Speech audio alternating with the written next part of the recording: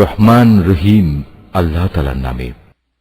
এমনকি আমি যদি তাদের কাছে আমার ফেরেশতাও পাঠিয়ে দেই এবং কবর থেকে মৃত ব্যক্তিরাও যদি উঠে এসে তাদের সাথে কথা বলে, কিংবা আমি যদি দুনিয়ার সমুদয় বস্তুও এনে তাদের উপর জড়ো করে দিই, তবু এরা কখনো ঈমান আনবে না। অবশ্য এদের কারো ব্যাপারে যদি আল্লাহ তাআলা ভিন্ন কিছু চান তা আলাদা কথা। আসলে এদের অধিকাংশ ব্যক্তি মূর্খের আচরণ করে।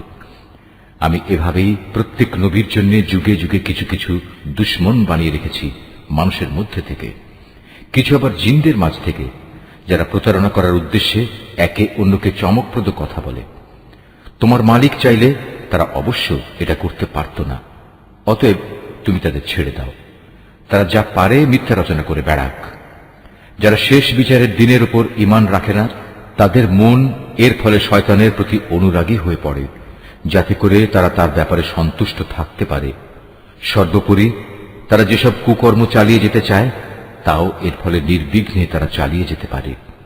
তুমি বলো, আমি কি আল্লাহ তাআলা ছাড়া অন্য কোন ফয়সালাকারী সন্ধান করব? অথচ তিনিই হচ্ছেন সেই মহান সত্তা, যিনি তোমাদের কাছে তার কিতাব সবিস্তার নাজিল করেছেন। আগে যাদের আমি আমার কিতাব দান করেছিলাম তারা জানে তোমার মালিকের পক্ষ থেকে সত্যবাণী নিয়েই এটা আল কোরআন নাজিল করা হয়েছে। অতএব তুমি কখনো সন্দিহানদের অন্তর্ভুক্ত হও না। ন্যায় ও ইনসাফের আলোকে তোমার মালিকের কথাগুলো পরিপূর্ণ এবং তার এ কথা পরিবর্তন করার কেউ নেই। তিনি সর্বশ্রোতা সর্বজ্ঞ। হে মুহাম্মদ, দুনিয়ার অধিকাংশ মানুষের কথা যদি তুমি মেনে চলো, তাহলে তারা তোমাকে আল্লাহ তাআলার পথ থেকে বিচ্যুত করে ছাড়বে, কেননা এরা নিছক অনুমানের উপর ভিত্তি করেই চলে। অধিকাংশ ব্যাপারেই এরা মিথ্যা কথা ছড়ায়। তোমার মালিক নিঃসন্দেহে একথা ভালো করেই জানেন কে তার পথ ছেড়ে বিপদগামী হচ্ছে, আবার কে সঠিক পথের অনুসারী তাও তিনি সম্মুখ অবগত রয়েছেন। যদি আল্লাহ তাআলার আয়াতের উপর তোমরা বিশ্বাস করো, তাহলে তোমরা শুধু সেসব জন্তুর গোশত খাবে যার উপর জবাই করার সময় আল্লাহ তাআলার নাম নেওয়া হয়েছে। তোমাদের একই হয়েছে, তোমরা সেসব জন্তুর গোশত কেন খাবে না যার উপর জবাইয়ের সময় আল্লাহ তাআলার নাম নেওয়া হয়েছে? বিশেষ করে যখন আল্লাহ তাআলা পরিষ্কার করে বলে দিয়েছেন যে তিনি তোমাদের উপর কোন কোন বস্তু হারাম করেছেন। সে কথা আলাদা যখন তোমাদের একান্ত নিরুপায় অবস্থায় ফেলে দেয়া হয়।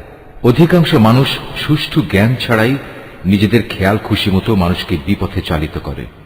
নিঃসন্দেহে তোমার মালিক সীমা লঙ্ঘনকারীদের ভালো করেই জানেন। তোমরা প্রকাশ্য গুনাহ থেকে বেঁচে থাকো, গোপন গুনাহ থেকেও বেঁচে থাকো। নিঃসন্দেহে যারা কোনো গুনাহের কাজ করবে তাদের কৃতকর্মের যথাযথ ফল তাদের প্রদান করা হবে। জবাইয়ের সময় যার উপর আল্লাহ তাআলার নাম নেওয়া হয়নি সে জন্তুর গোশত তোমরা কখনো খাবে না, কেননা তা হচ্ছে জঘন্য গুনাহের কাজ। শয়তানের কাজই হচ্ছে তার সঙ্গী সাথীদের মনে প্ররোচনা দেয়া, যেন তারা তোমাদের সাথে এ নিয়ে ঝগড়া বিবাদে লিপ্ত হয়। যদি তোমরা তাদের কথা মেনে চলো, তাহলে অবশ্যই তোমরা মুশরিক হয়ে পড়বে। যে ব্যক্তি একসময় ছিল মৃত, অতঃপর আমি তাকে জীবিত করলাম, তদুপরি তার জন্য এমন এক আলোকবর্তিকাও আমি বানিয়ে দিলাম যার আলো দিয়ে মানুষের সমাজে সে চলার দিশা পাচ্ছে। সে কি কখনো সে ব্যক্তির মতো হতে পারে যে এমন অন্ধকারে পড়ে আছে যেখান থেকে সে কোনো ক্রমে বেরিয়ে আসতে পারছে না? এভাবেই কাফেরদের কাছে তাদের কর্মকাণ্ড শোভনীয় ও সুখকর বানিয়ে রাখা হয়েছে। এভাবে আমি প্রত্যেক জনপদে তার কিছু কিছু বড় অপরাধী নিযুক্ত করে রেখেছি, যেন তারা সেখানে অন্যদের ধোঁকা দিতে পারে। আসলে এসব কিছুর মাধ্যমে তারা তাদের নিজেদেরই প্রতারিত করছে, অথচ তারা নিজেরা এ কথাটা মোটেই উপলব্ধি করতে পারছে না। তাদের কাছে যখনই আল্লাহর পক্ষ থেকে কোনো আয়াত আসে তখন তারা বলে ওঠে, আমরা এর উপর কখনো ঈমান আনব না যতক্ষণ না আমাদেরও তাই দেয়া হয় যা আল্লাহ রাসূলদের দেয়া হয়েছে। আল্লাহ তাআলা ভালো করেই জানেন তার নবুয়ত তিনি কোথায় রাখবেন। যারা এ অপরাধ করেছে তারা অচিরেই আল্লাহর পক্ষ থেকে অপমান ও কঠিন আযাবের সম্মুখীন হবে। আল্লাহ তাআলা কাউকে সৎ পথে পরিচালিত করতে চাইলে তিনি তার হৃদয় ইসলামের জন্য খুলে দেন, আবার যাকে তিনি বিপদগামী করতে চান তার হৃদয় অতিশয় সংকীর্ণ করে দেন। তার ইসলামের অনুসরণ হয় এমন যেন কোনো একজন ব্যক্তি আকাশে চড়তে চাইছে, আর যারা আল্লাহর উপর বিশ্বাস করে না আল্লাহ তাআলা এভাবেই তাদের উপর অপমানজনক এক লাঞ্ছনা ও নাপাকি ছেয়ে দেন। মূলত এটিই হচ্ছে তোমার মালিকের দেখানো সহজ সরল পথ। আমি অবশ্যই আমার আয়াতসমূহ উপদেশ গ্রহণে আগ্রহী সম্প্রদায়ের জন্য বিশদভাবে বর্ণনা করেছি। তাদের মালিকের কাছে রয়েছে তাদের জন্য শান্তির এক সুন্দর নিবাস। আল্লাহ তাআলাই তাদের অভিভাবক। দুনিয়ায় তারা যা করত এটা হচ্ছে তারই বিনিময়। স্মরণ করো যেদিন আল্লাহ তাআলা সবাইকে একত্রিত করবেন, তখন তিনি শয়তানরূপী জিনদের বলবেন, হে জিন সম্প্রদায়, তোমরা তো বিভিন্ন সময় অনেক মানুষকে গোমরা করেছ। এ সময় মানুষের ভেতর থেকে যারা তাদের বন্ধু তারা বলবে, হে আমাদের মালিক, আমরা এক একজনকে ব্যবহার করে দুনিয়ার জীবনে প্রচুর লাভ কামিয়েছি, আর এভাবেই আমরা চূড়ান্ত সময়ে এসে হাজির হয়েছি যা তুমি আমাদের জন্য নির্দিষ্ট করে রেখেছিলে। আল্লাহ তাআলা বলবেন, হ্যাঁ, আজ তোমাদের সে গোমরাহির জন্য তোমাদের ঠিকানা হচ্ছে জাহান্নামের আগুন, সেখানে তোমরা চিরকাল থাকবে। অবশ্য যাদের আল্লাহ তাআলা আযাব থেকে বাঁচিয়ে দিতে চাইবেন তাদের কথা আলাদা। তোমার মালিক অবশ্যই প্রজ্ঞাময় ও সম্যক অবহিত। আমি এভাবে একদল জালেমকে তাদেরই অন্যায় কার্যকলাপের দরুন আর একদল জালেমের উপর ক্ষমতাবান করে দেই। আল্লাহ তাআলা সেদিন আরো বলবেন, হে জিন ও মানুষ সম্প্রদায়, বলো, তোমাদের কাছে কি তোমাদেরই মধ্যে থেকে আমার এমন এমন সব রসুল আসেনি যারা আমার আয়াতগুলো তোমাদের কাছে বর্ণনা করত? উপরন্তু যারা তোমাদের ভয় দেখাতো যে তোমাদের আজকের এ দিনের সম্মুখীন হতে হবে? সেদিন ওরা বলবে, হ্যাঁ এসেছিল, তবে আজ আমরা আমাদের নিজেদের বিরুদ্ধেই সাক্ষ্য দিচ্ছি। মূলত দুনিয়ার জীবন এদের প্রতারিত করে রেখেছিল। তারা নিজেদের বিরুদ্ধেই একথা সাক্ষ্য দেবে যে তারা আসলেই কাফের ছিল। এটা এজন্যে যে তোমার মালিক অন্যায়ভাবে এমন কোন জনপদের মানুষকে ধ্বংস করেন না যার অধিবাসীরা সত্য দিন সম্পর্কে সম্পূর্ণ গাফেল থাকে। তাদের নিজস্ব কর্ম অনুযায়ী প্রতিটি ব্যক্তির জন্যই তার মর্যাদা রয়েছে। তোমার মালিক তাদের কাজকর্ম সম্পর্কে মোটেই উদাসীন নন। তোমার মালিক নিজে কারো মুখাপেক্ষী নন। দয়া ও অনুগ্রহের মালিক তিনি যদি চান তাহলে তোমাদের এই জনপদ থেকে সরিয়ে নিতে পারেন এবং তোমাদের পরে অন্য যাদের তিনি চান এখানে এনে বসিয়েও দিতে পারেন, যেমনি করে তোমাদেরও তিনি অন্য সম্প্রদায়ের বংশধর থেকে উত্থান ঘটিয়েছেন। তোমাদের কাছে যে প্রতিশ্রুতি দেয়া হচ্ছে তা অবশ্যই আসবে, আর তোমরা আল্লাহকে ব্যর্থ করে দেওয়ার ক্ষমতা রাখো না। তাদের তুমি বলে দাও, হে আমার জাতি, তোমরা নিজ নিজ জায়গায় যা যা করার করে যাও, আমিও আমার করণীয় করে যাব।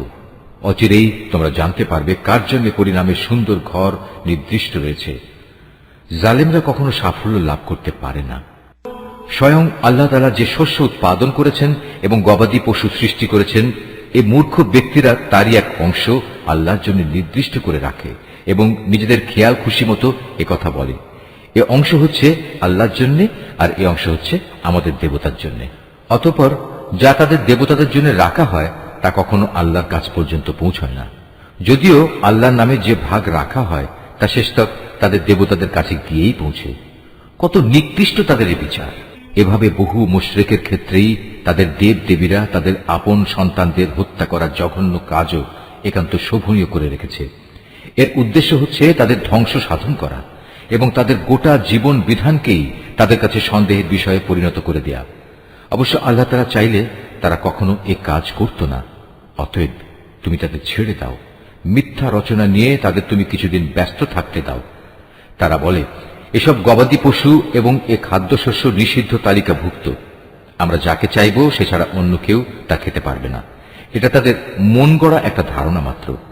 আবার তারা মনে করে কিছু গবাদি পশু আছে যার উপর আরোহণ করা নিষিদ্ধ, আবার কিছু গবাদি পশু আছে যার উপর জবাই করার সময় তারা আল্লাহর নাম স্মরণ করে না।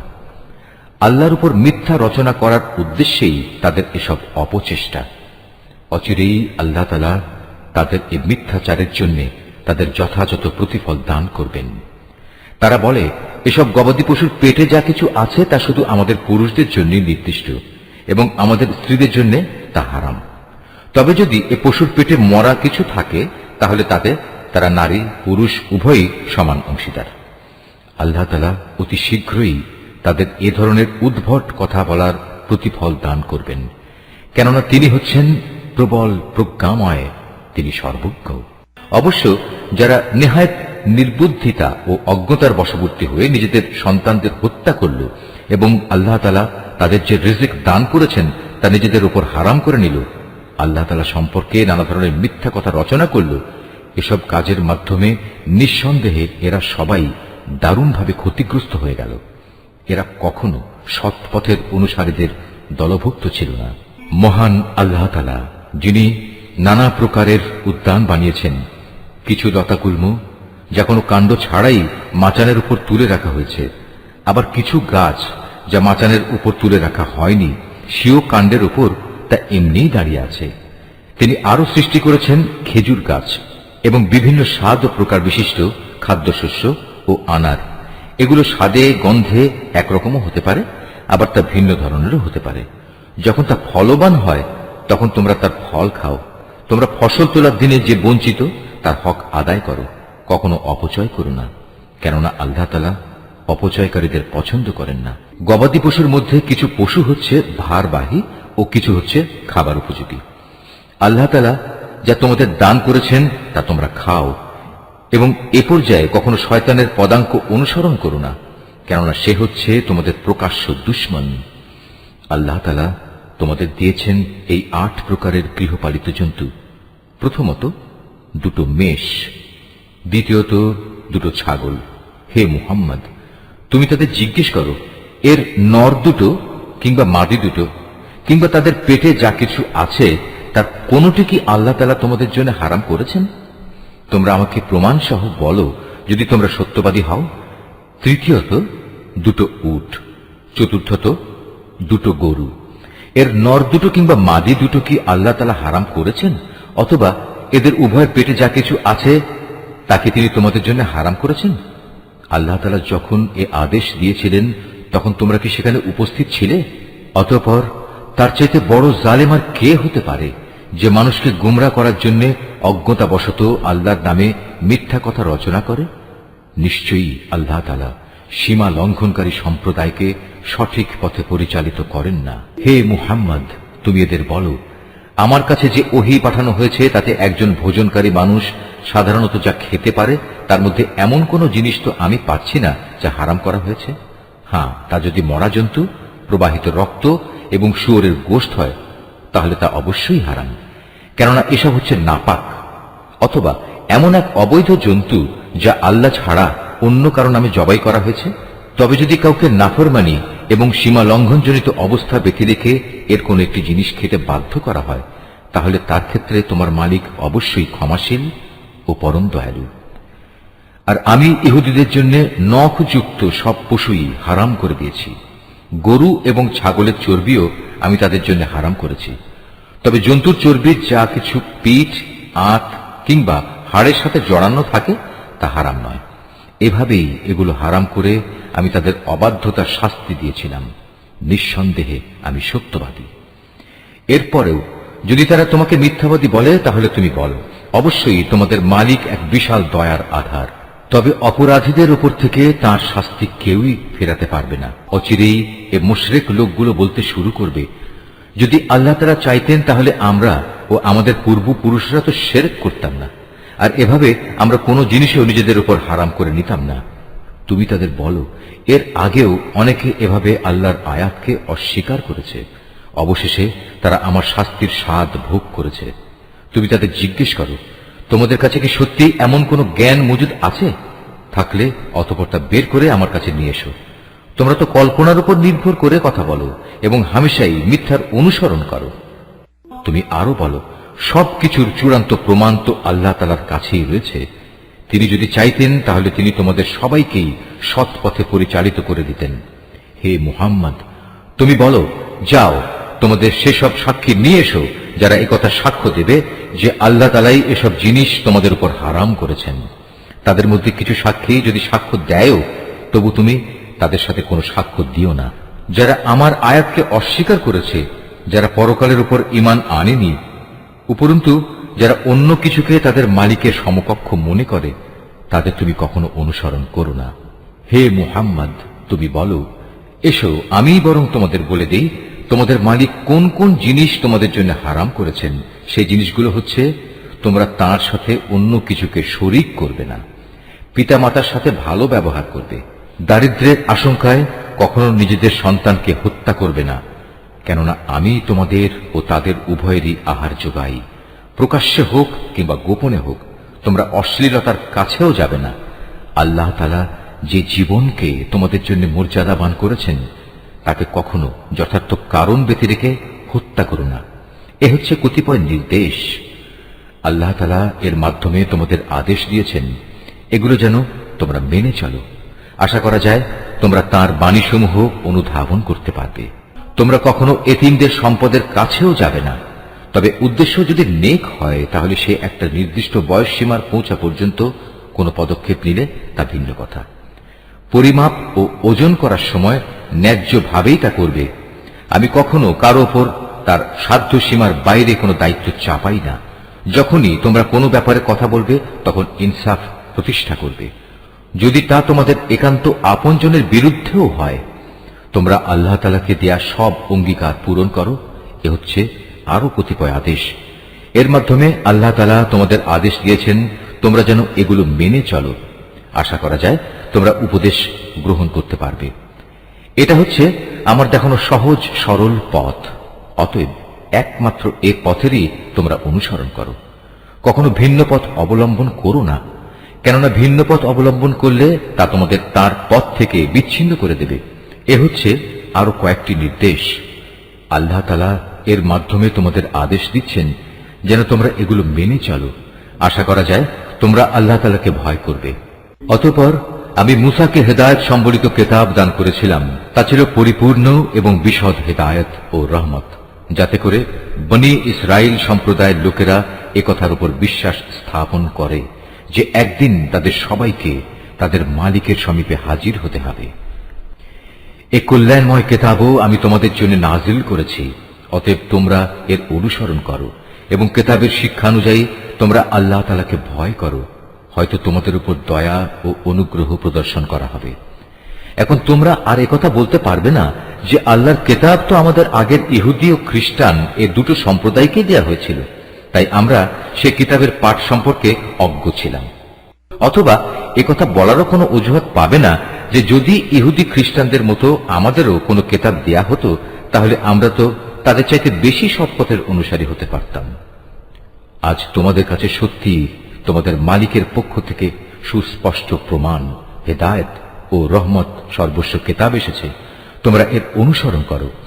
তার চাইতে বড় জালেম আর কে যে আল্লাহর আয়াতসমূহকে অস্বীকার করবে এবং তা থেকে মুখ ফিরিয়ে নেবে? জেনে রেখো, যারাই এভাবে আমার আয়াত থেকে মুখ ফিরিয়ে নেয় অচিরেই আমি তাদের এ জঘন্য আচরণের জন্য এক নিকৃষ্ট ধরনের শাস্তি দেব। তারা কি সেদিনের প্রতীক্ষা করছে যে তাদের কাছে আসমান থেকে আল্লাহ তাআলার ফেরেশতা নাজিল হবে, কিংবা স্বয়ং তোমাদের মালিকই তাদের কাছে এসে তাদের হাতে কিতাব দিয়ে যাবেন, অথবা মালিকের পক্ষ থেকে কোনো নিদর্শনের কোনো অংশ এসে তাদের জান্নাত জাহান্নাম দেখিয়ে দিয়ে যাবে? অথচ যেদিন সত্যি তোমার মালিকের পক্ষ থেকে এমন কোন নিদর্শন আসবে সেদিন তো হবে কিয়ামতের দিন। তখন যে ব্যক্তি এর আগে ঈমান আনেনি কিংবা যে ব্যক্তি তার ঈমান দিয়ে ভালো কিছু অর্জন করেনি তার জন্য এ ঈমান আনাটা কোনোই কাজে আসবে না। হে মুহাম্মদ, তুমি তাদের বলো, ঠিক আছে, তোমরাও প্রতীক্ষা করো, আমিও প্রতীক্ষা করছি। যারা নিজেদের দিনকে টুকরো টুকরো করে নিজেরাই নানা দল উপদলে বিভক্ত হয়ে গেছে, তাদের কোনো দায়িত্বই তোমার উপর নেই। তাদের ফয়সালার ব্যাপারটা আল্লাহ তাআলার হাতে। যেদিন তারা তার কাছে ফিরে যাবে তখন তিনি তাদের বিস্তারিত বলবেন তারা কে কি করছিল। তোমাদের মাঝে কেউ যদি একটা সৎ কাজ নিয়ে আল্লাহ তাআলার সামনে আসে তাহলে তার জন্য 10 গুণ বিনিময়ের ব্যবস্থা থাকবে। অপরদিকে যদি কেউ একটা গুনাহের কাজ নিয়ে আল্লাহ তাআলার কাছে আসে তাকে তার একটাই প্রতিফল দেয়া হবে। সেদিন তাদের কার উপর জুলুম করা হবে না। হে মুহাম্মদ, তুমি তাদের বলো, অবশ্যই আমার মালিক আমাকে সঠিক পথ দেখিয়েছেন, সুপ্রতিষ্ঠিত জীবন বিধান। এটাই হচ্ছে ইব্রাহিমের একনিষ্ঠ পথ। সে কখনো মুশরিকদের দলভুক্ত ছিল না। তুমি একান্ত বিনয়ের সাথে বলো, অবশ্যই আমার নামাজ, আমার ইবাদত, আমার জীবন, আমার মৃত্যু সব কিছুই সৃষ্টিকুলের মালিক আল্লাহ তাআলার জন্য। তার শরীক সমকক্ষ কেউ নেই। আর একথা বলার জন্যই আমাকে আদেশ দেয়া হয়েছে। আত্মসমর্পণকারী মুসলমানদের মধ্যে আমি হচ্ছে সর্বপ্রথম। তুমি আরো বলো, এরপরেও আমি কি আল্লাহ তাআলা ছাড়া অন্য কোনো মালিক সন্ধান করে বেড়াবো? অথচ আমি জানি তিনি সবকিছুর নিরঙ্কুশ মালিক। তার বিধান হচ্ছে প্রতিটি ব্যক্তি তার কৃতকর্মের জন্য এককভাবে নিজেই দায়ী হবে এবং কিয়ামতের দিন কোনো বোঝা বহনকারী ব্যক্তি অন্য কোনো লোকের পাপের বোঝা বহন করবে না। অতঃপর একদিন তোমাদের সবাইকে তোমাদের আসল মালিকের কাছে ফিরে যেতে হবে। সেদিন আল্লাহ তাআলা তোমাদের সেসব কিছুই জানিয়ে দেবেন। দুনিয়ার জীবনে যা নিয়ে তোমরা মতবিরোধ করতে, তিনি সে মহান সত্তা, তিনি তোমাদের এ জমিনে তার প্রতিনিধি বানিয়েছেন এবং এ কারণে তিনি তোমাদের একজনকে অন্যজনের উপর কিছু বেশি মর্যাদা দান করেছেন। এর উদ্দেশ্য হচ্ছে আল্লাহ তাআলা তোমাদের সবাইকে যা কিছু দিয়েছেন তা দিয়েই তিনি তোমাদের কাছ থেকে কৃতজ্ঞতার পরীক্ষা নিতে চান। জেনে রেখো, তোমার মালিক শাস্তি দানের ব্যাপারে অত্যন্ত কঠোর ও তৎপর। আবার তিনি বড়ই ক্ষমাশীল ও পরম দয়াময়। সূরা আল আরাফ। রহমান রহিম আল্লাহ তাআলার নামে। আলিফ লাম মিম সাদ। হে নবী, এ মহাগ্রন্থ তোমার উপর নাজিল করা হয়েছে যেন তুমি এর দ্বারা কাফেরদের ভয় দেখাতে পারো। ঈমানদারদের জন্য এটি হচ্ছে একটি স্মরণিকা। অতএব এ ব্যাপারে তোমার মনে যেন কোনো প্রকারের সংকীর্ণতা না থাকে। হে মানুষ, এ কিতাবে তোমাদের মালিকের কাছ থেকে তোমাদের কাছে যা কিছু পাঠানো হয়েছে তোমরা তার যথাযথ অনুসরণ করো এবং তা বাদ দিয়ে তোমরা অন্য কোনো কর্তৃপক্ষের অনুসরণ করো না। তোমরা খুব কমই উপদেশ মেনে চলো। এমন কত জনপদ আমি ধ্বংস করে দিয়েছি, তাদের উপর আমার আযাব আসত যখন তারা রাতের বেলায় ঘুমিয়ে থাকত, কিংবা আযাব আসত মধ্যদিনে যখন তারা আহারের পর বিশ্রাম করত। আর এভাবে যখন তাদের উপর আমার আযাব নাজিল হতো তখন তাদের মুখে শুধু একটি কথাই থাকত যে অবশ্যই আমরা ছিলাম জালেম। যাদের কাছে নবী পাঠানো হয়েছিল অবশ্যই আমি তাদের জিজ্ঞেস করব, একইভাবে রসুলদেরও আমি প্রশ্ন করব মানুষরা তাদের সাথে কি আচরণ করেছে। অতঃপর আমি আমার নিজস্ব জ্ঞান দ্বারা তাদের প্রত্যেকের কাছে প্রত্যেকের কার্যবলী খুলে খুলে বর্ণনা করব, কারণ আমি তো সেখানে অনুপস্থিত ছিলাম না। সেদিন পাপ পুণ্যের পরিমাপ ঠিকভাবেই করা হবে। সেদিন যাদের নেকি ওজনের পাল্লায় ভারী হবে তারাই সফল হবে, আর যাদের পাল্লা সেদিন হালকা হবে তারা হচ্ছে এমন সব লোক যারা নিজেরাই নিজেদের ক্ষতি সাধন করেছে, কারণ এরা দুনিয়ার জীবনে আমার আয়াতসমূহ নিয়ে বাড়াবাড়ি করত। আমি তোমাদের এই জমিনের উপর প্রতিষ্ঠিত করেছি, এজন্য আমি তাতে তোমাদের জন্য সব ধরনের জীবিকার ব্যবস্থাও করে দিয়েছি, কিন্তু তোমরা আমার নিয়ামতের খুব কমই শুকর আদায় করে থাকো। আমি তোমাদের বানিয়েছি, অতঃপর আমি তোমাদের বিভিন্ন আকার অবয়ব দান করেছি। অতএব আমি ফেরেশতাদের বলেছি সম্মানের নিদর্শন হিসেবে তোমরা আদমকে সাজদা করো। তখন আমার আদেশে সবাই আদমকে সাজদা করল, একমাত্র ইবলিস ছাড়া। সে কিছুতেই সাজদাকারীদের মধ্যে শামিল হল না। আল্লাহ তাআলা বললেন, হে ইবলিস, আমি যখন নিজেই তোমাকে সাজদা করার আদেশ দিলাম তখন কোন জিনিস তোমাকে সাজদা করা থেকে বিরত রাখলো? ইবলিস বলল, আমি কেন তাকে সাজদা করব? আমি তো তার চেয়ে উত্তম, কারণ তুমি আমাকে বানিয়েছ আগুন থেকে আর তাকে বানিয়েছ মাটি থেকে। আল্লাহ তাআলা বললেন, তুমি এক্ষুনি এখান থেকে নেমে যাও। এখানে বসে অহংকার করবে এটা তোমার পক্ষে কখনো সাজে না। যাও, এখান থেকে বেরিয়ে যাও, কেননা তুমি অপমানিতদেরই একজন। সে বলল, হে আল্লাহ, তুমি আমাকে সেদিন পর্যন্ত শয়তানি করার অবকাশ দাও যেদিন এই আদম সন্তানদের পুনরায় কবর থেকে ওঠানো হবে। আল্লাহ তাআলা বললেন, হ্যাঁ যাও, যাদের অবকাশ দেয়া হয়েছে তুমিও তাদের একজন। সে বলল, যেহেতু তুমি এই আদমের জন্যই আমাকে পথভ্রষ্ট করলে, তাই আমিও এদের গুমরাহ করার জন্য অবশ্যই তোমার প্রদর্শিত প্রতিটি সরল পথের বাঁকে বাঁকে ওত পেতে বসে থাকব। অতঃপর তাদের পথভ্রষ্ট করার জন্য আমি তাদের কাছে অবশ্যই আসব তাদের সামনের দিক থেকে, তাদের পেছন দিক থেকে, তাদের ডান দিক থেকে, তাদের বাঁ দিক থেকে। ফলে তুমি এদের অধিকাংশ লোককেই তোমার নিয়ামতের প্রতি কৃতজ্ঞতা আদায়কারী হিসেবে দেখতে পাবে না। আল্লাহ তাআলা বললেন, বের হয়ে যাও তুমি এখান থেকে অপমানিত ও বিতাড়িত অবস্থায়। আদম সন্তানের যারাই তোমার অনুসরণ করবে তাদের এবং তোমাদের সবাইকে দিয়ে নিশ্চয়ই আমি জাহান্নাম পূর্ণ করে দেব। আল্লাহ তাআলা আদমকে বললেন, তুমি এবং তোমার সঙ্গিনী জান্নাতে বসবাস করতে থাকো এবং এর যেখান থেকে যা কিছু চাও তা তোমরা খেতে পারো, কিন্তু এই গাছটির কাছে যেও না, গেলে তোমরা উভয়ই জালেমদের মধ্যে সামিল হয়ে যাবে। অতঃপর শয়তান তাদের দুজনকেই কুমন্ত্রণা দিল যেন সে তাদের নিজেদের লজ্জাস্থানসমূহ, যা তাদের পরস্পরের কাছ থেকে গোপন করে রাখা হয়েছিল, প্রকাশ করে দিতে পারে। সে তাদের আরো বলল, তোমাদের মালিক তোমাদের এই গাছটির কাছে যাওয়া থেকে তোমাদের যে বারণ করেছেন তার উদ্দেশ্য এছাড়া আর কিছুই নয় যে সেখানে গেলে তোমরা উভয়ই ফেরেশতা হয়ে যাবে, অথবা এর ফলে তোমরা জান্নাতে চিরস্থায়ী হয়ে যাবে।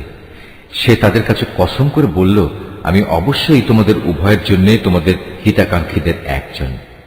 এভাবে সে এদের দুজনকেই প্রতারণার জালে আটকে ফেলল।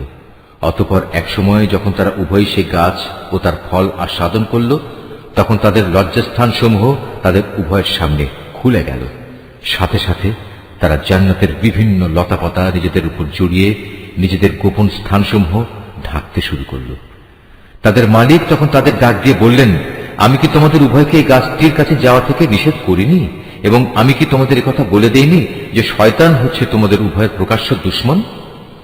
নিজেদের ভুল বুঝতে পেরে তারা দুজনেই বলে উঠল, হে আমাদের মালিক, আমরা আমাদের নিজেদের উপর জুলুম করেছি।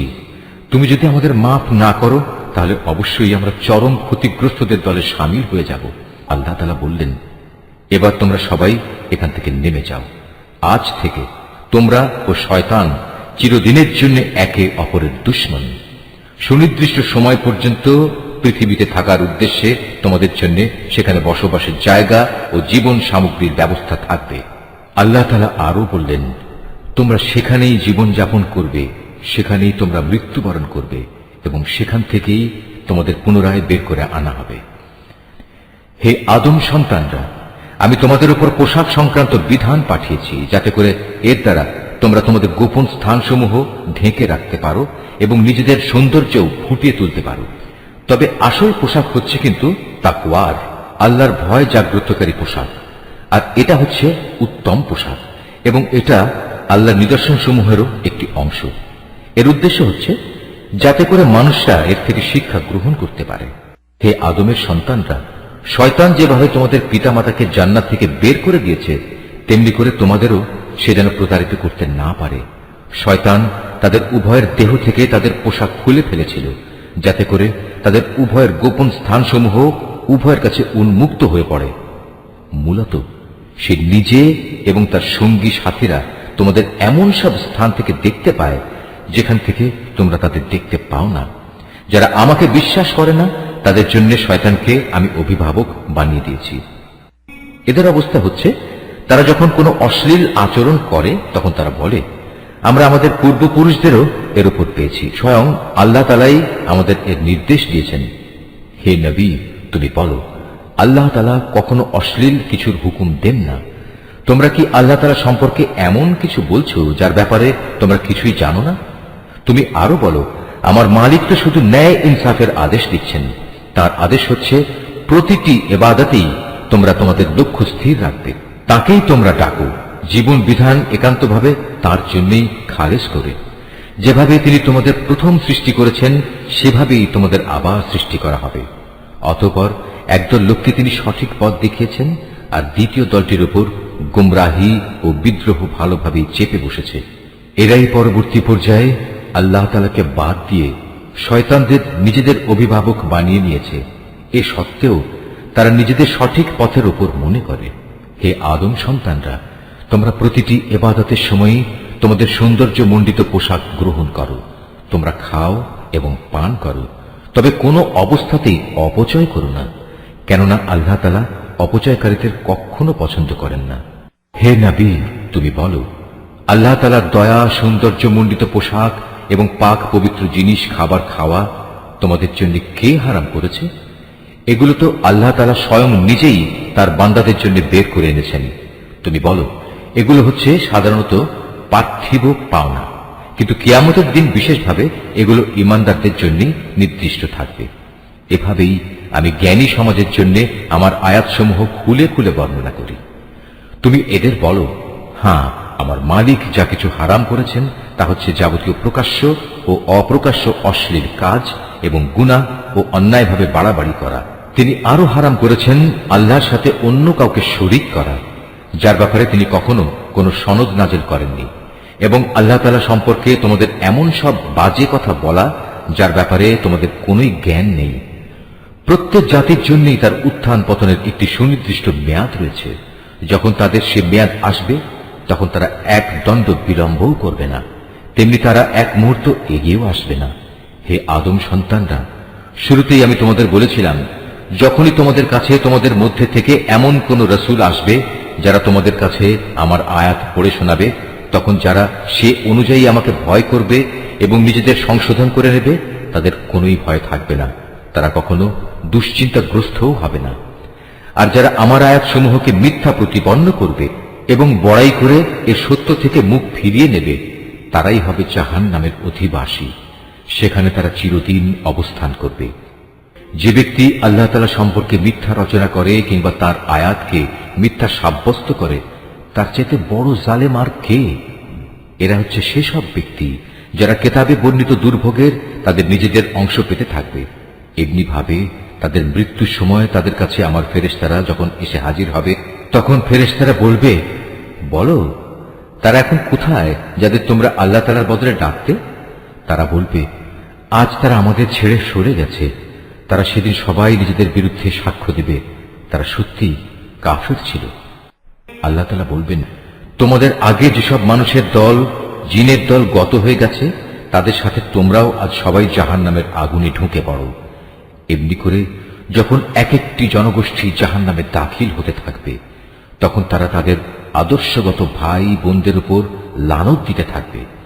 এভাবে লানত দিতে দিতে যখন সবাই সেখানে গিয়ে একত্র হবে, তখন তাদের শেষের দলটি পূর্ববর্তী দলের ব্যাপারে বলবে, হে আমাদের মালিক, এরাই হচ্ছে সেসব লোক যারা আমাদের গোমরা করেছিল, তুমি এদের জাহান্নামের শাস্তি দ্বিগুণ করে দাও। আল্লাহ তাআলা বলবেন, আজ তোমাদের প্রত্যেককেই দ্বিগুণ শাস্তি দেওয়া হবে, কিন্তু তোমরা তো অনুধাবনই করতে না। তাদের প্রথম দলটি তাদের শেষের দলটিকে বলবে, হ্যাঁ, আমরা যদি অপরাধী হয়েই থাকি তবে তোমাদেরও আমাদের উপর কোনো শ্রেষ্ঠত্ব ছিল না। এ সময়ই আল্লাহর ঘোষণা আসবে, এখন তোমরা সবাই নিজ নিজ কর্মফলের বিনিময়ে জাহান্নামের আযাবের স্বাদ গ্রহণ করতে থাকো। অবশ্যই যারা আমার আয়াতসমূহকে অস্বীকার করেছে এবং দম্ভ ভরে তা থেকে মুখ ফিরিয়ে নিয়েছে, তাদের জন্য কখনো রহমত ভরা আসমানের দুয়ার খুলে দেয়া হবে না, যতক্ষণ পর্যন্ত একটি সূচের ছিদ্র পথ দিয়ে একটি উট প্রবেশ করতে না পারবে, ততক্ষণ পর্যন্ত এরা জান্নাতে প্রবেশ করতে পারবে না। আমি এভাবেই অপরাধীদের প্রতিফল দিয়ে থাকি। সেদিন তাদের জন্য নিচের বিছানাও হবে জাহান্নামের, আবার জাহান্নামই হবে তাদের উপরের আচ্ছাদন। এভাবেই জালেমদের আমি প্রতিফল দিয়ে থাকি। অপরদিকে যারা আমার উপর ঈমান এনেছে এবং নেক আমল করেছে, আমি তাদের কারো উপর তাদের সাধ্যের বাইরে দায়িত্বভার অর্পণ করি না। এই নেক লোকেরাই হচ্ছে জান্নাতের অধিবাসী, তারা সেখানে চিরদিন থাকবে। তাদের মনের ভেতর পরস্পরের বিরুদ্ধে যে ঘৃণা বিদ্বেষ লুকিয়েছিল তা আমি সেদিন বের করে ফেলে দেব। তাদের জন্য নির্দিষ্ট জান্নাতের পাদদেশ দিয়ে ঝর্ণাধারা প্রবাহিত হবে। এসব দেখে তারা বলবে, সমস্ত প্রশংসা আল্লাহ তাআলার জন্য, যিনি আমাদের এই পুরস্কারের স্থানটি দেখিয়েছেন। আল্লাহ তাআলা আমাদের হেদায়েতের পথ না দেখালে আমরা নিজেরা কিছুতেই হেদায়েত পেতাম না। আমাদের মালিকের রাসূলরা এক নির্ভুল বিধান নিয়ে এসেছিল। এ সময় তাদের জন্য ঘোষণা দেয়া হবে, আজ তোমাদের এক মহান জান্নাতের মালিক করে দেয়া হলো, আর এটা হচ্ছে সেসব কার্যক্রমের প্রতিফল যা তোমরা দুনিয়ার জীবনে করে এসেছ। আমরা তো আমাদের মালিকের জান্নাত সংক্রান্ত ওয়াদা সত্য পেয়েছি, তোমরা কি তোমাদের মালিকের ওয়াদাসমূহ সঠিক পাওনি? তারা বলবে, হ্যাঁ। অতঃপর একজন ঘোষণাকারী এসে ঘোষণা করবে, জালেমদের উপর আল্লাহ তাআলার লানত হোক। যারা মানুষদের আল্লাহ তাআলার পথ থেকে বিরত রাখতে চাইত এবং শুধু বাঁকা পথ খুঁজে বেড়াত, আর তারা শেষ বিচারের দিনকেও অস্বীকার করত। জান্নাত ও জাহান্নাম উভয়ের মাঝে একটি দেয়াল থাকবে। এই দেয়ালের উঁচু স্থানের উপর থাকবে আরেক দলের কিছু লোক, যারা সেখানে আনিত প্রতিটি ব্যক্তিকে তাদের নিজ নিজ চিহ্ন অনুযায়ী চিনতে পারবে। তারা জান্নাতের অধিবাসীদের ডেকে বলবে, তোমাদের উপর শান্তি বর্ষিত হোক। এরা যদিও তখন পর্যন্ত জান্নাতে প্রবেশ করেনি, কিন্তু প্রতি মুহূর্তে এরা সেখানে প্রবেশ করার আগ্রহ পোষণ করছে। অতঃপর যখন তাদের দৃষ্টি জাহান্নামের অধিবাসীদের আযাবের দিকে ফিরিয়ে দেয়া হবে, তখন তারা বলবে, হে আমাদের মালিক, তুমি আমাদের এ জালিম সম্প্রদায়ের অন্তর্ভুক্ত করো না। অতঃপর পার্থক্য নির্ণয়কারী সে দেয়ালের উঁচু স্থানে অবস্থানকারী ব্যক্তিরা জাহান্নামের কিছু লোককে, যাদের তারা কোনো বিশেষ লক্ষণের ফলে চিনতে পারবে, ডেকে বলবে, তোমাদের দলবল কোনোটাই তো আজ কাজে এলো না, না কাজে এলো তোমাদের অহংকার যা তোমরা করতে। অপরদিকে আজ চেয়ে দেখো মোমেনদের প্রতি, এরা কি সেসব লোক নয় যাদের ব্যাপারে তোমরা কসম করে বলতে, আল্লাহ তাআলা এদের তার রহমতের কোনো অংশই দান করবেন না, অথচ আজ এদেরকেই আল্লাহ তাআলা বলেছেন, তোমরা সবাই জান্নাতে প্রবেশ করো, তোমাদের কোনোই ভয় নেই, না তোমরা দুঃখিত হবে। এবার জাহান্নামের অধিবাসীরা জান্নাতের লোকদের ডেকে বলবে, আমাদের উপর সামান্য কিছু পানি অন্তত ঢেলে দাও, অথবা আল্লাহ তাআলা তোমাদের যে খাবার দান করেছেন তার কিয়দংশ আমাদের দাও। তারা বলবে, আল্লাহ তাআলা আজ এ দুটি জিনিস কাফেরদের জন্য হারাম করেছেন। যারা দিনকে খেল তামাশায় পরিণত করে রেখেছিল এবং পার্থিব জীবন তাদের প্রতারণার জালে আটকে রেখেছিল, তাদের আজ আমি ঠিক সেভাবেই ভুলে যাব যেভাবে তারা আমার সামনাসামনি হওয়ার এই দিনটিকে ভুলে গেছে এবং আমার আয়াতসমূহ অস্বীকার করেছে। আমি তাদের কাছে এমন একটি কিতাব পৌঁছে দিয়েছিলাম যা আমি বিশদ জ্ঞান দ্বারা সমৃদ্ধ করে বর্ণনা করেছি। যারা এর উপর ঈমান আনবে, এ কিতাব হবে তাদের জন্য সুস্পষ্ট হেদায়েত ও রহমত। এরা কি চূড়ান্ত কোনো পরিণামের জন্য অপেক্ষা করছে? যেদিন সত্যি সত্যি সে পরিণাম তাদের কাছে আসবে, সেদিন যারা ইতিপূর্বে এ দিনটিকে ভুলে গিয়েছিল তারা বলবে, অবশ্যই আমাদের মালিকের পক্ষ থেকে আমাদের রাসূলরা এদিনের সত্য প্রতিশ্রুতি নিয়েই এসেছিল। আমাদের জন্য আজ কোনো সুপারিশকারী কি আছে যারা আমাদের পক্ষে আল্লাহর কাছে কিছু বলবে? অথবা এমন কি হবে যে আমাদের পুনরায় দুনিয়ায় ফিরিয়ে দেয়া হবে, যাতে আমরা সেখানে গিয়ে ভিন্ন ধরনের কিছু করে আসতে পারি যা আমরা আগে কখনো করিনি? মূলত এরাই হচ্ছে সেসব লোক যারা নিজেরা নিজেদের ক্ষতি সাধন করেছে এবং দুনিয়ায় তারা যা কিছু মিথ্যা রচনা করত তাও তাদের কাছ থেকে আজ হারিয়ে গেছে। অবশ্যই তোমাদের মালিক আল্লাহ তাআলা, যিনি 6 দিনে আসমান সমূহ ও জমিন সৃষ্টি করেছেন, অতঃপর তিনি আরশের উপর অধিষ্ঠিত হন। তিনি রাতের আবরণকে দিনের উপর ছেয়ে দেন যেন তা একে অন্যকে দ্রুত গতিতে অনুসরণ করে। তিনি সৃষ্টি করেছেন সূরজ, চাঁদ ও তারাসমূহ। মূলত এর সব কটিকেই আল্লাহ তাআলার বিধানের অধীনে করে রাখা হয়েছে। জেনে রেখো, সৃষ্টি যেহেতু তাঁর, সুতরাং এর উপর ক্ষমতাও চলবে একমাত্র তাঁর। সৃষ্টিকুলের মালিক আল্লাহ তাআলা অত্যন্ত দয়ালু ও বরকতময়। অতএব তোমরা একান্ত বিনয়ের সাথে ও চুপিসারে শুধু তোমাদের মালিক আল্লাহ তাআলাকেই ডাকো। অবশ্যই তিনি তাঁর রাজত্বে যারা বাড়াবাড়ি করে তাদের পছন্দ করেন না। আল্লাহর জমিনে একবার তাঁর শান্তি স্থাপনের পর তাতে তোমরা বিপর্যয় সৃষ্টি করো না। তোমরা ভয় ও আশা নিয়ে একমাত্র আল্লাহ তাআলাকেই ডাকো। অবশ্যই আল্লাহর রহমত নেক লোকদের অতি নিকটে রয়েছে। তিনি মহান আল্লাহ, যিনি বাতাসকে বৃষ্টি ও রহমতের আগাম সুসংবাদবাহী হিসেবে জনপদের দিকে পাঠান। শেষ পর্যন্ত যখন সে বাতাস পানির ভারী মেঘমালা বহন করে চলতে থাকে, তখন আমি তাকে একটি মৃত জনপদের দিকে পাঠিয়ে দিই। অতঃপর সে মেঘ থেকেই আমি পানি বৃষ্টি বর্ষণ করি। অতঃপর তা দিয়ে জমিন থেকে আমি সব ধরনের ফলমূল বের করে আনি। এভাবে আমি মৃতকেও জীবন থেকে বের করে আনব। সম্ভবত এ থেকে তোমরা কিছু শিক্ষা গ্রহণ করতে পারবে।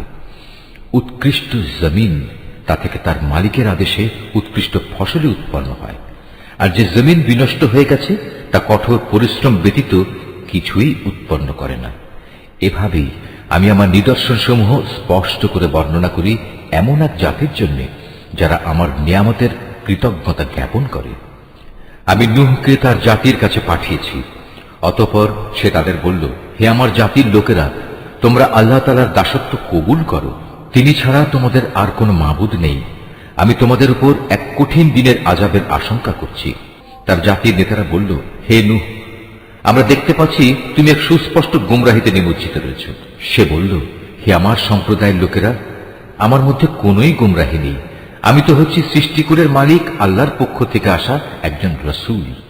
আমার কাজ হচ্ছে আমি আমার মালিকের বাণীসমূহ তোমাদের কাছে পৌঁছে দেব এবং সে মতে তোমাদের শুভ কামনা করব। আখিরাত সম্পর্কে আমি আল্লাহ তাআলার কাছ থেকে এমন কিছু কথা জানি যা তোমরা জানো না। তোমরা কি এতে আশ্চর্যান্বিত হচ্ছ যে তোমাদের উপর তোমাদেরই মতো একজন মানুষের মাধ্যমে আল্লাহ তাআলার বাণী এসেছে, যাতে করে সে তোমাদের আযাব সম্পর্কে সতর্ক করে দিতে পারে? ফলে তোমরা সময় থাকতে সাবধান হবে এবং আশা করা যায় এতে করে তোমাদের উপর দয়া করা হবে। অতঃপর তারা তাকে মিথ্যা প্রতিপন্ন করল। আমি তাকে এবং তার সাথে যারা নৌকায় আরোহণ করেছিল তাদের সবাইকে আযাব থেকে উদ্ধার করেছি। আর যারা আমার আযাব সমূহকে মিথ্যা বলেছে তাদের আমি পানিতে ডুবিয়ে দিয়েছি। এরা ছিল গোঁড়া অন্ধ। আমি আদ জাতির কাছে পাঠিয়েছিলাম তাদেরই এক ভাই হুদকে। সে তাদের বলল, হে আমার জাতি, তোমরা এক আল্লাহ তাআলার দাসত্ব স্বীকার করো, তিনি ছাড়া তোমাদের দ্বিতীয় কোনো ইলাহ নেই। তোমরা কি তাকে ভয় করবে না? তার জাতির সর্দাররা যারা তাকে অস্বীকার করেছে তারা বলল, আমরা তো দেখছি তুমি নির্বুদ্ধিতায় লিপ্ত আছো এবং আমরা মনে করি তুমি মিথ্যাবাদীদেরই একজন। সে বলল, হে আমার সম্প্রদায়ের লোকেরা, আমার সাথে কোন রকম নির্বুদ্ধিতা জড়িত নেই, বরং আমি হচ্ছি সৃষ্টিকুলের মালিক আল্লাহ তাআলার পক্ষ থেকে আগত একজন রাসূল। আমার দায়িত্ব হচ্ছে আমি আমার মালিকের কাছ থেকে আসা বাণীসমূহ তোমাদের কাছে পৌঁছে দেব। আমি তোমাদের একজন বিশ্বস্ত শুভাকাঙ্ক্ষী। তোমরা কি এটা দেখে বিস্মিত হচ্ছ যে তোমাদের কাছে তোমাদেরই মতো একজন মানুষের মাধ্যমে তোমাদের মালিকের কাছ থেকে তোমাদের আযাবের ভয় দেখানোর জন্য সুস্পষ্ট বাণী এসেছে? স্মরণ করো কিভাবে আল্লাহ তাআলা তোমাদের নূহের পর এই জমিনের খলিফা বানিয়েছেন এবং অন্যান্য সৃষ্টির চাইতে তিনি তোমাদের বেশি ক্ষমতা দান করেছেন। অতএব হে আমার জাতি, তোমরা আল্লাহ তাআলার অনুগ্রহগুলো স্মরণ করো। আশা করা যায় তোমরা সাফল্য অর্জন করতে পারবে। তারা হুদকে বলল, তুমি কি আমাদের কাছে এজন্য এসেছো যে আমরা কেবল এক আল্লাহর ইবাদত করব এবং আমাদের পূর্বপুরুষরা যাদের বন্দেগী করেছে তাদের একেবারে বাদ দিয়ে দেব? এটাই যদি হয় তাহলে নিয়ে এসো আমাদের কাছে সে আযাব যার ব্যাপারে তুমি আমাদের এত ভয় দেখাচ্ছ, যদি তুমি সত্যবাদী হও। সে বলল, তোমাদের উপর তোমাদের মালিকের পক্ষ থেকে আযাব ও ক্রোধ তো নির্ধারিত হয়েই আছে। তোমরা কি আমার সাথে সে মিথ্যা মাবুদের নামগুলোর ব্যাপারে বিতর্কে লিপ্ত হতে চাও, যা তোমরা এবং তোমাদের বাপ দাদারা এমনি এমনি রেখে দিয়েছ, যার ব্যাপারে আল্লাহ তাআলা কোন রকম সনদ নাজিল করেননি? অতএব তোমরা অপেক্ষা করো, আমিও তোমাদের সাথে অপেক্ষা করতে থাকব। অতঃপর যখন আযাব এলো তখন আমি তাকে এবং তার সাথে যেসব ঈমানদার ব্যক্তি ছিল তাদের আমার রহমত দ্বারা আযাব থেকে বাঁচিয়ে দিলাম। আর যারা আমার আয়াতসমূহকে অস্বীকার করেছে আমি তাদের নির্মূল করে দিলাম। এরা তো আসলে ঈমানদারই ছিল না। সামুদ জাতির কাছে আমি পাঠিয়েছিলাম তাদেরই এক ভাই সালেহকে। সে এসে বলল, হে আমার জাতি, তোমরা এক আল্লাহ তাআলার বন্দেগী করো, তিনি ছাড়া তোমাদের আর কোনো ইলাহ নেই। তোমাদের কাছে তোমাদের মালিকের কাছ থেকে সুস্পষ্ট প্রমাণ এসে হাজির হয়েছে, আর তোমাদের জন্য এ হচ্ছে আল্লাহর উষ্ট্রি। একে তোমরা ছেড়ে দাও যেন তা আল্লাহ তাআলার জমিনে বিচরণ করে খেতে পারে। তোমরা তাকে কোনো খারাপ মতলবে স্পর্শ করো না, তাহলে আল্লাহর পক্ষ থেকে কঠোর আযাব এসে তোমাদের পাকড়াও করবে। স্মরণ করো যখন আল্লাহ তাআলা আদ জাতির পর তোমাদের দুনিয়ার খলিফা বানিয়েছিলেন এবং আল্লাহ তাআলার জমিনে তিনি তোমাদের প্রতিষ্ঠা দান করেছেন, যার ফলে তোমরা এর সমতল ভূমি থেকে মাটি নিয়ে তা দিয়ে প্রাসাদ বানাচ্ছ, আর পাহাড়ের গা কেটে কেটে নিজেদের ঘরবাড়ি তৈরি করতে পারছ। অতএব তোমরা আল্লাহ তাআলার এসব জ্ঞান ও প্রকৌশল সংক্রান্ত নিয়ামত স্মরণ করো এবং কোনো অবস্থায় আল্লাহ তাআলার জমিনে বিপর্যয় ঘটিও না। তার জাতির সেসব নেতৃস্থানীয় লোক যারা নিজেদের গৌরবের বড়াই করে বেড়াত, অপেক্ষাকৃত দুর্বল শ্রেণীর লোকদের যারা তাদের মধ্যে থেকে তার উপর ঈমান এনেছে, বলল, তোমরা কি সত্যি জানো সালেহ আল্লাহ তাআলার পাঠানো একজন রাসূল? তারা বলল, হ্যাঁ, তার উপর যে বাণী পাঠানো হয়েছে আমরা তা বিশ্বাস করি। অতঃপর সে অহংকারী লোকেরা বলল, তোমরা যা কিছুতে বিশ্বাস করো আমরা তা অস্বীকার করি। অতএব তারা উষ্ট্রিটিকে মেরে ফেলল এবং এর দ্বারা তারা তাদের মালিকের নির্দেশের স্পষ্ট বিরোধিতা করল এবং তারা বলল, হে সালেহ, আমরা তো উষ্ট্রিটিকে মেরে ফেললাম। যদি তুমি সত্যিই রাসূল হয়ে থাকো তাহলে সে আযাব নিয়ে এসো যার ওয়াদা তুমি আমাদের দিচ্ছ। অতঃপর এক প্রলয়ঙ্কারী ভূমিকম্প তাদের গ্রাস করে ফেলল, ফলে তারা নিজেদের ঘরেই মুখ থুবড়ে পড়ে রইল। অতঃপর সে তাদের কাছ থেকে অন্যদিকে চলে গেল এবং সে নিজের জাতিকে বলল, আমি আমার মালিকের সতর্কবাণী তোমাদের কাছে পৌঁছে দিয়েছিলাম এবং তোমাদের জন্য কল্যাণও কামনা করেছিলাম, কিন্তু তোমরা তো কোনো কল্যাণকামীদের পছন্দই করো না। আমি লূতকেও পাঠিয়েছিলাম, যখন সে তার জাতিকে বলেছিল, তোমরা এমন এক অশ্লীলতার কাজ করছো যা তোমাদের আগে সৃষ্টিকুলের আর কেউ কখনো করেনি। তোমরা যৌন তৃপ্তির জন্য নারীদের বাদ দিয়ে পুরুষদের কাছে যাও। আসলে তোমরা হচ্ছে এক সীমা লঙ্ঘনকারী জাতি। তার জাতির কাছে তখন একথা বলা ছাড়া আর কোনো জবাবই ছিল না যে সবাই মিলে তাদের তোমাদের জনপদ থেকে বের করে দাও, কেননা এরা হচ্ছে কতিপয় পাক পবিত্র মানুষ। অতঃপর যখন আমার আযাব এলো, তখন আমি তাকে এবং তার পরিবার পরিজনকে উদ্ধার করলাম, তার স্ত্রীকে ছাড়া। সে আযাবে কবলিত হয়ে পেছনের লোকদের মধ্যে শামিল থেকে গেল। আমি তাদের উপর প্রচন্ড আযাবের বৃষ্টি বর্ষণ করতে থাকলাম। সুতরাং তুমি ভালো করে চেয়ে দেখো অপরাধী ব্যক্তিদের পরিণাম সেদিন কি ভয়াবহ হয়েছিল। আর মাদিয়ানবাসীদের কাছে আমি পাঠিয়েছিলাম তাদেরই এক ভাই শোয়েবকে। সে তাদের বলল, হে আমার জাতি, তোমরা এক আল্লাহ তাআলার বন্দেগী করো, তিনি ছাড়া তোমাদের আর কোনো ইলাহ নেই। তোমাদের কাছে তোমাদের মালিকের পক্ষ থেকে সুস্পষ্ট নিদর্শন এসে গেছে, অতএব তোমরা সে মোতাবেক ঠিক ঠিক মতো পরিমাপ ও ওজন করবে। মানুষদের দেওয়ার সময় কখনো কম দিয়ে তাদের ক্ষতিগ্রস্ত করো না। আল্লাহ তাআলার এ জমিনে শান্তি ও সংস্কার স্থাপিত হওয়ার পর তাতে তোমরা পুনরায় বিপর্যয় সৃষ্টি করো না। তোমরা যদি আল্লাহ তাআলার উপর ঈমান আনো, তাহলে এটাই তোমাদের জন্য কল্যাণকর। প্রতিটি রাস্তায় তোমরা এজন্য বসে থেকো না যে তোমরা লোকদের ভীত সন্ত্রস্ত করবে, এবং যারা ঈমান এনেছে তাদের তোমরা আল্লাহ তাআলার পথ থেকে বিরত রাখবে, আর সব সময় অহেতুক দোষ ত্রুটি খুঁজতে থাকবে। স্মরণ করে দেখো, যখন তোমরা সংখ্যায় ছিলে নিতান্ত কম, অতঃপর আল্লাহ তোমাদের সংখ্যা বাড়িয়ে দিলেন। অতএব তোমরা পুনরায় চেয়ে দেখো বিপর্যয় সৃষ্টিকারীদের পরিণাম কি হয়েছিল। আমাকে যে বাণী দিয়ে পাঠানো হয়েছে তার উপর কোনো একটি জনগোষ্ঠী যদি ঈমান আনে আর একটি দল যদি তার উপর আদৌ ঈমান না আনে, তাহলে আল্লাহর কি ক্ষতি হবে? অতঃপর তোমরা ধৈর্য ধারণ করো যতক্ষণ না আল্লাহ তাআলা নিজেই আমাদের মাঝে একটা ফয়সালা করে দেন। তিনি